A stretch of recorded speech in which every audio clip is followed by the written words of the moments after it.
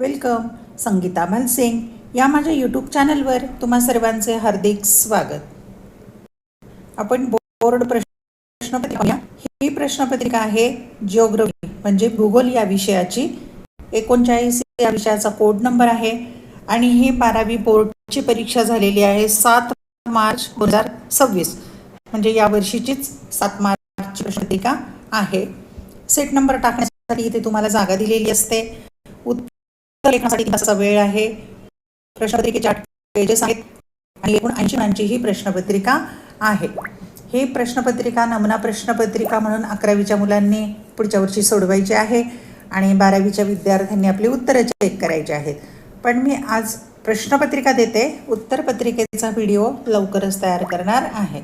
चला तर पाहूया. भूगोल इयत्ता 12वी कला आणि विज्ञान शाखेला सुद्धा हा विषय आहे. ही प्रश्नपत्रिका कशी होती ते आपण पाहूया. अनेक विद्यार्थ्यांच्या मते प्रश्नपत्रिका सोपी होते. ज्यांनी अभ्यास केला त्यांना सोपा जातो पेपर आणि ज्यांनी केला नाही तर त्यांना थोडासा अडथळा येऊ शकतो. म्हणून अभ्यास करणं महत्त्वाचं आहे. चला तर पाहूया प्रश्नपत्रिका. भूगोल इयत्ता 12वी. प्रश्नपत्रिकेमध्ये सूचना दिलेल्या असतात, त्या वाचून नेहमी फॉलो करायच्या असतात. 1. सर्व प्रश्न सोडविणे आवश्यक आहे. 2. प्रश्नांची उत्तरे लिहिताना आवश्यक तेथे योग्य आकृत्या किंवा आलेख काढावे. 3. रंगीत पेन्सिलचा वापर करण्यास परवानगी आहे. 4. नकाशा स्टेन्सिलचा वापर करण्यास परवानगी आहे. 5. उजवीकडील अंक पूर्ण गुण दर्शवतात. 6. नकाशा पुरवणी मूळ उत्तरपत्रिकेस जोडावी. महत्त्वाच्या सूचना आहेत, त्याचा विचार करून उत्तरपत्रिका लिहायची. आणि यात सूचना दिलेली नाही, पण मी सूचना सांगते ती सर्वच विषयांना वापरायची. नवीन प्रश्न किंवा प्रमुख प्रश्न नवीन पानावर लिहायचा आहे. प्रश्नपत्रिकेमध्ये पहिला प्रश्न हा वस्तुनिष्ठ प्रश्न असतो. पहिला प्रश्न आहे 20 गुणांचा. त्यामध्ये अबकड आहेत.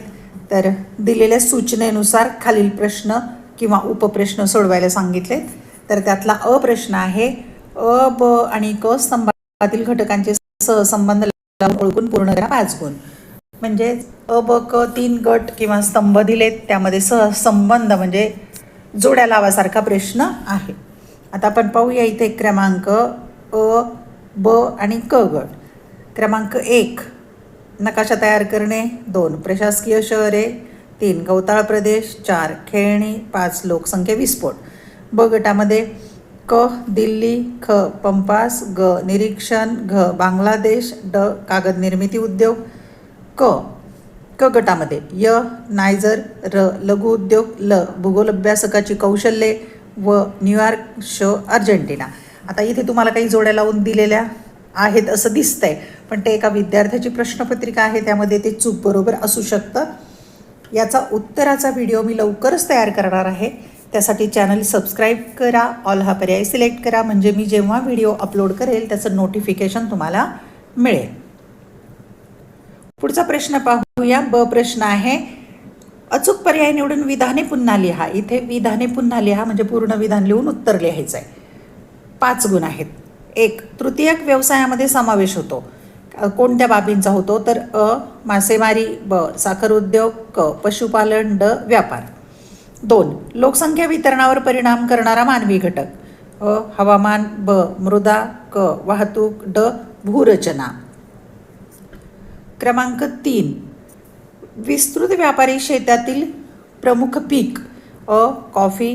ब गहू. क तांदूळ. ड औषधी वनस्पती. 4 कार्यात्मक प्रदेश. अ पुणे महानगर. ब लातूर. क सातारा. ड अमरावती. आणि क्रमांक 5 भारत हेवी इलेक्ट्रिकल लिमिटेड म्हणजे भेल. BHEL भेल हा खालीलपैकी उद्योग प्रकार आहे. अ संयुक्त क्षेत्र. ब सहकारी क्षेत्र. क सार्वजनिक क्षेत्र. ड खाजगी क्षेत्र. प्रश्न क पहिल्यातलाच आहे वस्तुनिष्ठ. पुढील विधाने दिलेल्या सूचनेनुसार पूर्ण करा. 5 गुण आहेत.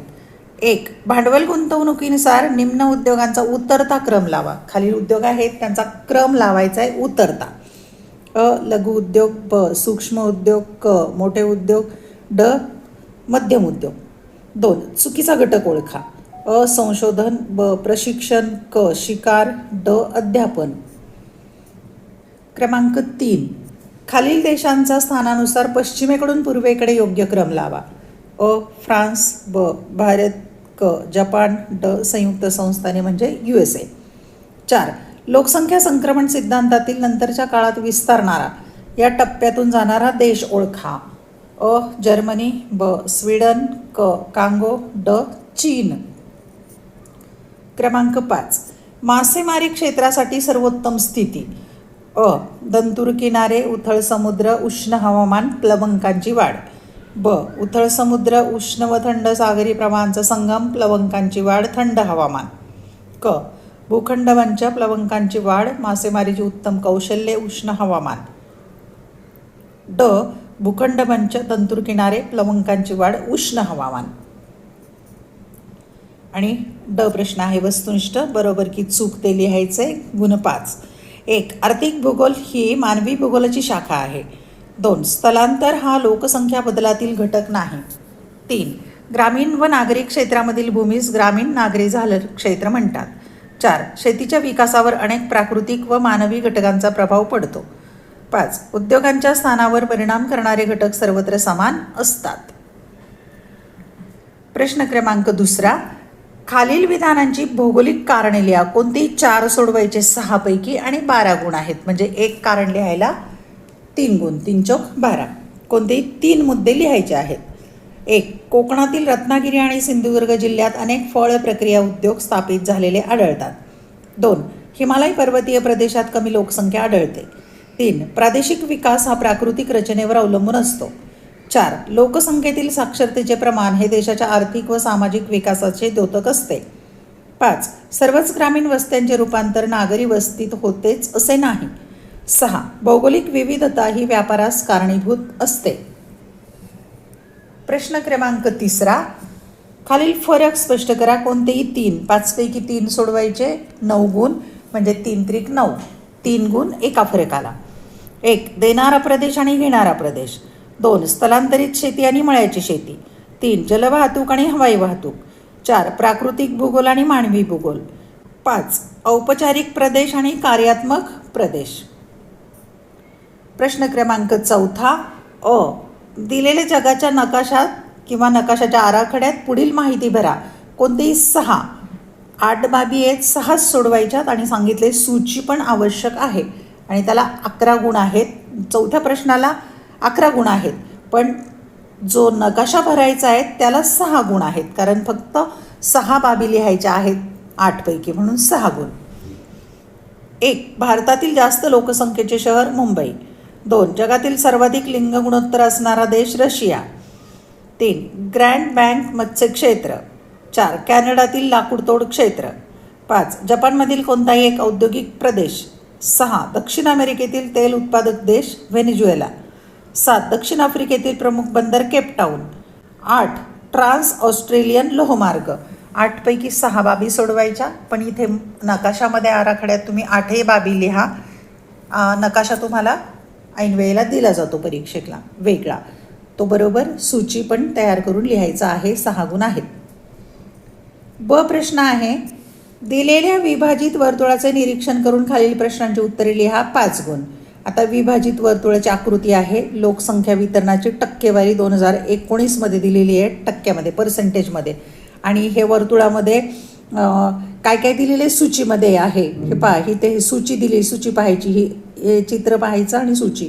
आशिया, आफ्रिका, ऑस्ट्रेलिया, युरोप, दक्षिण अमेरिका, उत्तर अमेरिका या भागामध्ये लोकसंख्या किती आहे त्याचं प्रमाण दिलेलं आहे आणि यावर काही प्रश्न आहेत.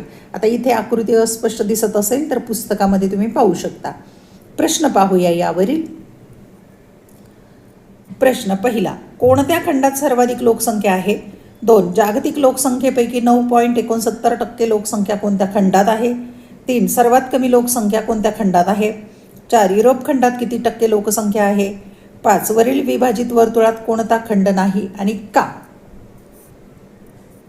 प्रश्न 5. खालीलपैकी संक्षिप्त टिपा लिहा. कोणत्याही 3 सोडवायचे आहेत.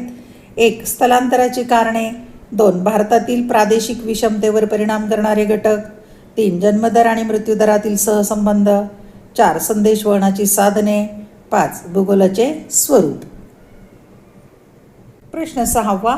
6वा प्रश्न 8 गुणांचा आहे, त्यातला अ आहे 4 गुणांचा. खालील दिलेल्या उताराचे वाचन करून प्रश्नांची उत्तरे लिहा. उतारा अगदी सोपा असतो, वाचायचा आणि प्रश्नांची उत्तरं शोधायची, नक्की उत्तर मिळतं. सुमारे 3500 वर्षापूर्वी क्रेट बेटावरील नॉसॉस हे शहर मिनॉन संस्कृतीचे मुख्य केंद्र होते. इसवी सन पूर्व 500 पर्यंत ग्रीस हे पृथ्वीवरील सर्वाधिक शहरीकरण झालेल्या क्षेत्रांपैकी एक बनले होते.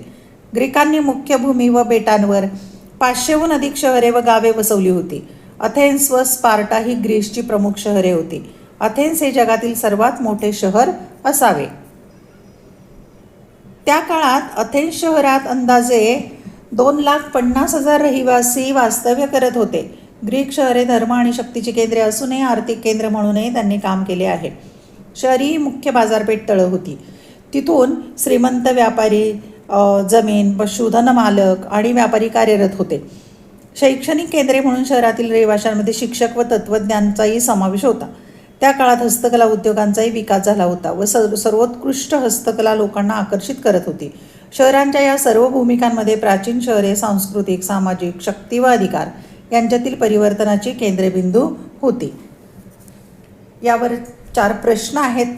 1. ग्रीक कालखंडात जगातील सर्वात मोठे शहर कोणते होते? 2. ग्रीक शहराची भूमिका सांगा. 3. अथेन्स शहराची अंदाजे लोकसंख्या किती होती? 4. प्राचीन ग्रीक शहरात कोणकोणत्या सेवा सुविधा होत्या? ब प्रश्न आहे, आकृती काढून नावे द्या. कोणतेही 3, कोणत्याही 2. 3 पैकी 2 आकृत्या काढायच्या आहेत. 4 गुण, म्हणजे एका आकृतीला 2 गुण. 1. रेषीय वस्ती. 2. प्रादेशिक असंतुलन कमी करण्यासाठी सार्वजनिक वस्तूंची किंवा सेवांची तरतूद. 3. मानवी भूगोलाच्या शाखा. आणि शेवटचा प्रश्न आहे 7वा. खालील प्रश्नाचे सविस्तर उत्तर लिहा. कोणताही 1. 2 पैकी एकच सोडवायचा आहे. 8 गुणांचा प्रश्न. 1. विस्तृत व्यापारी धान्य शेतीची वैशिष्ट्ये वितरणासह स्पष्ट करा. 2. उद्योगधंद्यांच्या स्थानिकीकरणावर परिणाम करणारे घटक स्पष्ट करा. धन्यवाद. व्हिडिओ आवडल्यास लाईक, कमेंट, शेअर जरूर करा. लवकरच याच्या उत्तराचा व्हिडिओ मी अपलोड करणार आहे. त्यासाठी ज्यांनी अजून चॅनल सबस्क्राईब केलं नसेल त्यांनी चॅनल सबस्क्राईब करा. बेल आयकॉन प्रेस करा. ऑल हा पर्याय सिलेक्ट करा. तसेच या चॅनलवर मी इयत्ता 11वी आणि 12वी या दोन्ही वर्गांचे कला, वाणिज्य आणि विज्ञान या 3ही शाखांचे अनेक विषयांचे व्हिडिओ लेक्चर, बोर्ड प्रश्नपत्रिका, वर्षभरात होणाऱ्या वेगवेगळ्या प्रश्नपत्रिका उत्तरासहित पोस्ट केलेल्या आहेत. ते पाहायचे असतील तर या चॅनलची प्लेलिस्ट नक्की पहा. आवडलेले व्हिडिओ लाईक, कमेंट, शेअर जरूर करा. आपल्या मित्रमैत्रिणींना नक्की पाठवा. अभ्यासासाठी आणि परीक्षेसाठी खूप खूप शुभेच्छा.